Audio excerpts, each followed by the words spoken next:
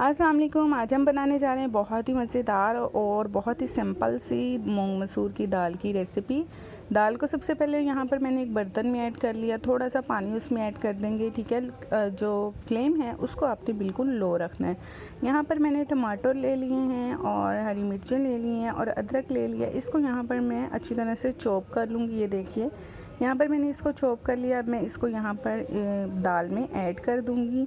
सारे स्पाइसेस जो नॉर्मली हम घर में यूज़ करते हैं नीचे ऐड कर रही हूँ मैं नाम। आपने सारे स्पाइसेस इसमें ऐड कर देने हैं। बहुत ही मज़ेदार, बहुत ही सिंपल सी और बहुत ही हल्की फुल्की सी ये डिश है और जिसको खाने में बहुत ही ज़्यादा मज़ा आता है और चावलों के साथ तो इसका मज़ा और दोबाला हो जाता है। यहाँ पर सारे स्पाइसेस आपने अपने अकॉर्डिंगली ऐड कर लेने हैं। अगर आपने इसमें हल्दी थोड़ी सी ज़्यादा डालेंगे तो दाल का कलर बहुत प्यारा आएगा। यहाँ पर सारे स्पाइसेस को ऐड कर देने के बाद इसको थोड़ी देर के लिए मैं पकाऊंगी।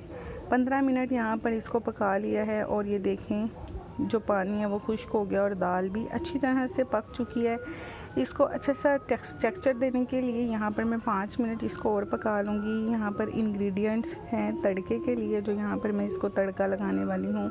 ये देख लीजिए बहुत ही मज़ेदार सी मूंग मसूर की दाल बनकर तैयार हुई है। इसको गरम मसाले से ऊपर सारा स्प्रिंकल कर देंगे और बहुत ही ज़बरदस्त सी मूंग मसूर की दाल हमारी बनकर तैयार है। चावलों के साथ इसको एंजॉय करें, रोटी के साथ इसको एंजॉय करें और साथ में सैलेड हो तो ज़िंदगी का मज़ा ही दुबाला हो जाता है। बहुत ही मज़ेदार सी रेसिपी के साथ आपको अगेन मिलूँगी मैं। उम्मीद है आपको मेरी वीडियो अच्छी लगी होगी। वीडियो अच्छी लगने की सूरत में मेरे चैनल को सब्सक्राइब कर दीजिएगा प्यारे लोगों।